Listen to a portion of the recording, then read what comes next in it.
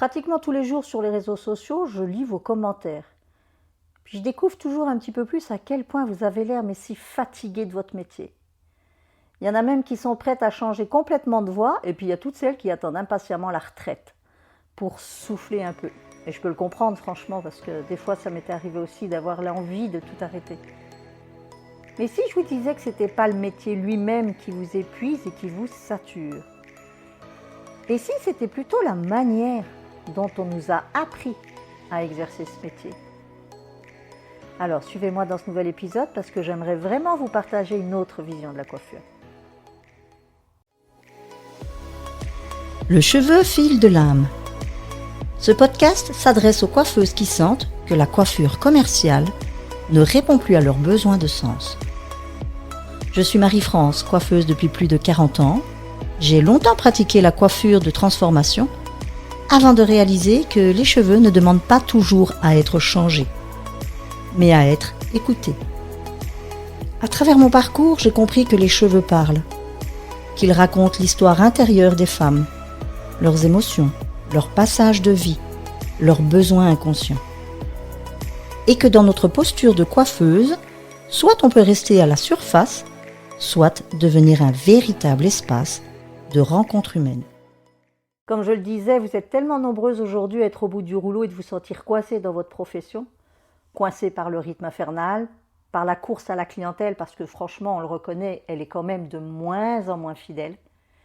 Il y a tout ce stress, le stress de fin de mois difficile, le stress de gestion, que ce soit du personnel, du salon en lui-même, la pression des réseaux sociaux, tout ça qui provoque de la concurrence. Et puis, n'en parlons pas, à peine, il y a les émotions de vos clientes, en plus des vôtres. Alors, avec tout ça, j'en passe évidemment beaucoup d'autres. Est-ce que vous aussi, parfois, vous avez terminé vos journées, mais tellement claquées, sans vraiment savoir en fait pourquoi? Il y a toujours cette fatigue, mais on ne sait jamais vraiment si elle est émotionnelle, physique. Alors, vous allez me dire que c'est souvent un mélange des deux, et c'est vrai. Mais posez-vous réellement la question, qu'est-ce qui vous fatigue vraiment le plus aujourd'hui dans votre travail? Posez-vous vraiment la question. Alors moi, ça fait 40 ans que je coiffe. Et j'ai remarqué vraiment qu'à quel point le système d'apprentissage, il n'avait vraiment pas évolué. Je l'ai souvent évoqué dans de nombreux épisodes, mais c'est tellement réel malheureusement. C'est une triste vérité. Parce qu'à l'école, oui, ça va être la technique, on parle de rendement, on parle de comment on applique les produits, on apprend à les connaître quand même, ce qui est très bien aussi. On parle de beauté, on parle d'apparence. Mais jamais, en tout cas moi à mon époque, et je l'entends à travers vos commentaires, ou je le lis du moins à travers vos commentaires, on ne parle pas de comment gérer vos émotions, comment même gérer votre fatigue. Parce qu'on parle tellement de rendement qu'à un moment donné, on ne sait même pas comment on doit gérer ce rendement. Comment avoir autant de clientes sans se sentir aussi épuisé? Alors on va venir vous parler d'augmentation de tarifs, et puis il y en a beaucoup d'entre vous qui ont peur de cette augmentation, peur de faire fuir les clientes, peur de les perdre.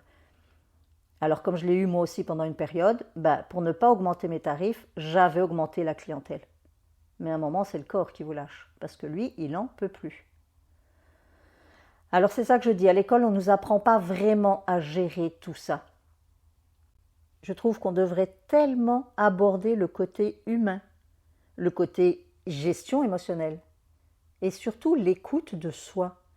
On est tellement là à juste apprendre à coiffer, mais on doit porter en plus la charge émotionnelle des clientes. Mais la nôtre, qu'est-ce qu'on en fait là-dedans? Et ça, ce poids-là, il existe, mais tellement. Dites-moi un peu pour vous, qu'est-ce que ça représente aujourd'hui, ce poids émotionnel? Parce que j'en ai lu aussi quelques-unes qui parlent du « Ah, moi j'en ai ras-le-bol d'entendre ces clientes me parler de leurs problèmes, je n'ai pas fait ce métier-là pour ça. » Et c'est là où on se dit « Mais alors pourquoi ai-je fait ce métier ?» Alors je ne dis pas qu'on fait coiffure pour écouter le problème des gens, mais quand on fait coiffure, on est dans une relation humaine. On coiffe des gens toute la journée, donc on est vraiment en contact humain avec une personne. Et la personne qui vient, elle vous offre sa tête, c'est sûr, mais elle vient avec tout le reste, tout ce qui va avec. Alors moi, je peux vous dire qu'aujourd'hui, il est possible de continuer à pratiquer notre métier, mais autrement. Et puis de ne pas attendre la pension pour survivre. Parce qu'il y en a, je sais, c'est là que vous en êtes, à attendre la pension. Parce qu'on se dit, je suis trop vieille pour commencer autre chose. Et puis il y en a d'autres qui se disent, mais je ne suis formée qu'à ça, qu'est-ce que je pourrais bien faire d'autre? Par contre, j'en ai vu beaucoup d'entre vous qui sont partis dans des domaines mais complètement différents, à saturation du métier. Mais bien souvent, ce sont des indépendantes, toutes celles qui avaient justement cette charge de gestion supplémentaire à devoir gérer par rapport à quelqu'un qui va être en tant qu'employée, ouvrière, et qui ne doit pas s'occuper vraiment de la gestion du salon. Donc ça peut très bien se comprendre aussi. Aujourd'hui, j'ai pu alléger mes horaires, j'ai pu réduire mon stress et puis j'ai vraiment retrouvé une joie de pratiquer. Petite question. Est-ce que vous êtes la même que celle qui a commencé à pratiquer à ses débuts? Est-ce que vous vous reconnaissez encore aujourd'hui dans votre métier comme vous étiez au commencement? Est-ce que vous vous attendiez à ce que vous vivez aujourd'hui?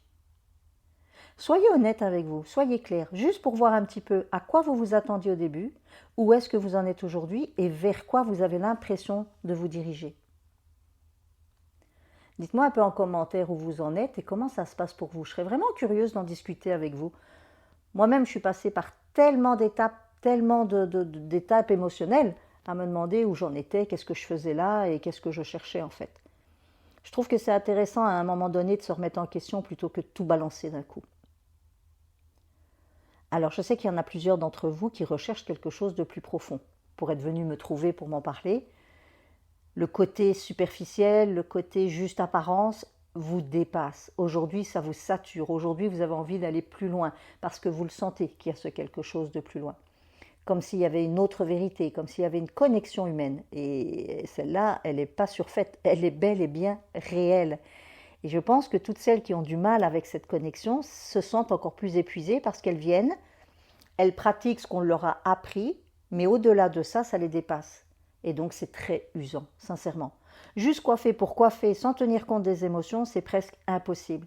Et donc c'est comme si vous étiez dans une retenue en permanence de « ouais mais non, je ne veux pas écouter ce qu'elle me dit, ça ne m'intéresse pas » ou alors je parle de la pluie et du beau temps, ou alors je dis oui amène à tout ou non, ou mais je ne rentre pas dans des grandes discussions parce que ça va m'épuiser, parce que ça ne m'intéresse pas. Et c'est compréhensible. On n'est pas préparé à ça. On nous a bourré le crâne de techniques, d'approches, de produits, de ventes. Mais de nouveau, pas de relationnel. Alors, est-ce qu'aujourd'hui, il y en a beaucoup d'entre vous qui ressentent ce besoin d'aller plus loin que les cheveux? Parce que moi, c'est ce qui m'a amené vers le décodage capillaire émotionnel. Parce que c'est ce qui me permet aujourd'hui de comprendre ce qui se joue intérieurement chez une femme lorsqu'elle est assise devant moi. Ça me permet aussi de comprendre ce qui s'explique parfois même au-delà d'elle-même, dont elle n'a même pas conscience, mais que ses cheveux dégagent d'eux-mêmes. Parce que leurs cheveux, avec les changements qu'ils subissent, et pas seulement je parle de changement capillaire, je parle du changement que ce soit hormonal, que ce soit dans toutes les conditions de vie de la personne, il va y avoir cet impact dans le cheveu. Et donc on va pouvoir décrypter énormément de choses comme son mal-être et son bien-être aussi. Alors cette approche-là, elle ne s'apprend pas sur les bancs de l'école évidemment. Moi-même je l'ai apprise à l'école de la vie que j'appelle ça. Parce qu'à travers mon parcours, j'ai eu pas mal de remises en question, comme vous aujourd'hui j'imagine. Et puis j'ai eu aussi mes propres épuisements, j'ai eu aussi mes ras-le-bol. Mes moments où je me suis dit, allez, moi là je ferme boutique parce que j'en ai ras-le-bol. Puis à côté de ça, j'ai eu beaucoup de formations, mais à titre personnel. Et ce sont elles qui m'ont aidé à avancer à une époque où j'étais vraiment prête à tout abandonner. Et je pense que c'est vraiment là que ça m'a permis moi-même d'aller voir au-delà de ce qu'on connaît, parce que ces formations-là m'ont permis exactement d'aller toucher des points que j'aurais jamais appris sur un banc d'école normal. C'est triste, mais c'est comme ça. En tout cas, je vous parle du banc d'école de coiffure. Et puis, la vie, l'école de la vie, comme on l'appelle, c'est elle qui vous apprend tellement de choses. Le contact avec l'humain. Comment vous pourriez vous voir aujourd'hui dans vos relations avec les clientes. Déjà, je suis sûre que vous pourriez, à travers cette relation, vous décrire différemment de celle que vous étiez avant de commencer le métier. Parce que vous n'aviez pas ce contact de la même manière. Alors oui, avec vos amis ou la famille, n'importe, mais là, avec de la clientèle. Au-delà de donner la beauté à cette cliente ou de lui vendre des produits, c'est quoi ce lien que vous pouvez avoir avec cette cliente? Je suis sûre qu'il y en a quelques-unes avec lesquelles vous avez une relation très particulière.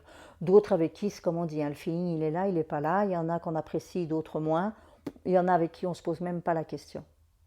C'est certain. Et c'est normal, c'est humain. Et c'est comme ça dans la vie de tous les jours, pas seulement au sein de notre métier. Alors j'ai envie de vous dire aujourd'hui, ouvrez les yeux sur cette façon qui est parfois devenue obsolète de pratiquer la coiffure. Autorisez-vous à envisager que cela peut être une expérience, mais tellement plus humaine.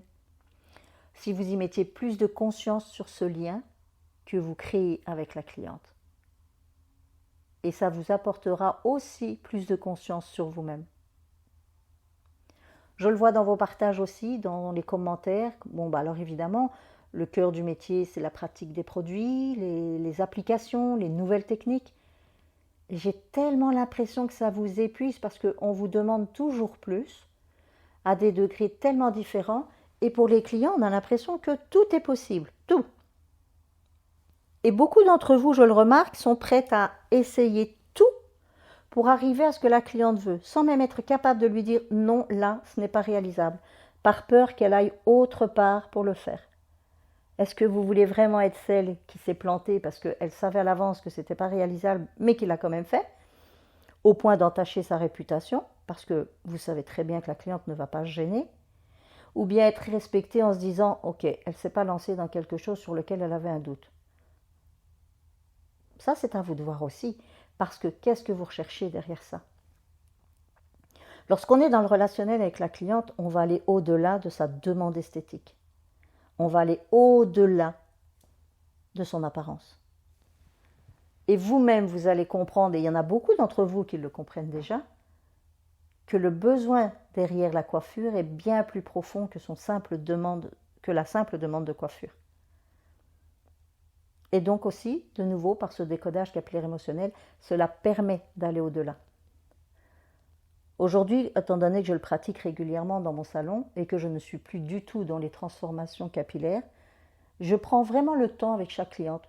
J'ai plus besoin de me casser la tête à faire des commandes à n'en plus finir de tous les produits qui existent, parce qu'il en existe toujours de plus en plus de nouveaux. Rien que des commandes de stock qui dorment. Je n'ai plus tous ces produits-là. J'ai juste le soin, les shampoings, et c'est largement suffisant pour ce que j'apporte à la cliente. Ce qu'elle vient chercher, ce n'est pas tant une coiffure, c'est un bien-être. Et l'un devrait aller avec l'autre. Ce n'est pas parce que vous transformez une cliente, je vais dire d'un point de vue capillaire, que vous ne pouvez pas lui apporter du bien-être. Bien sûr, mais sur le moment même, ça peut être assez succinct. Parce que la cliente, lorsqu'elle se voit dans le miroir et qu'elle voit le résultat de la coiffure et qu'elle se dit « Wow, c'est beau, j'aime bien ». Oui, on dira que c'est du bien-être. Mais est-ce que ça a répondu vraiment à son besoin du moment? Et de nouveau, chaque cliente ne vient pas chercher quelque chose de plus profond que sa coiffure. Ça se respecte. Mais là, je m'adresse à vous toutes qui étaient venues me parler et d'autres qui ne sont pas venues me parler, et d'autres pour qui je suis sûre que le questionnement est là aussi bien présent. Qu'est-ce que je recherche au-delà de la coiffure? Qu'est-ce que j'apporte à la cliente au-delà de son apparence? Et qu'est-ce que vous vous apportez à vous-même lorsque vous pratiquez votre métier comme aujourd'hui ou que vous aimeriez le pratiquer peut-être différemment demain? Venez m'en parler aux commentaires, je serai heureuse de discuter de ça avec vous. Je vous remercie d'avoir écouté ce nouvel épisode et puis je vous dis à bientôt. Merci.